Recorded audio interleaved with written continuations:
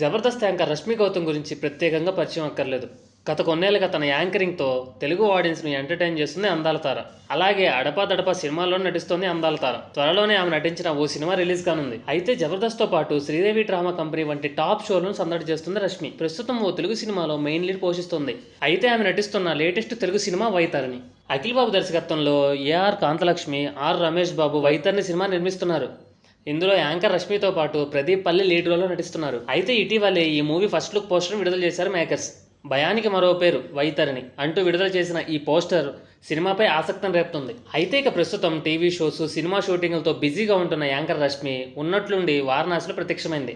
అక్కడ కొలువైన కాశీ విశ్వేశ్వరుడికి ప్రత్యేక పూజలు చేసింది. ఈ సందర్భంగా తన కాశీ యాత్రకు సంబంధించిన ఫోటోలను ఇన్స్టాగ్రామ్లో షేర్ చేసింది రష్మి. దీనికి ఒక ఇంట్రెస్టింగ్ క్యాప్షన్ కూడా రాసుకొచ్చింది అందాల తార.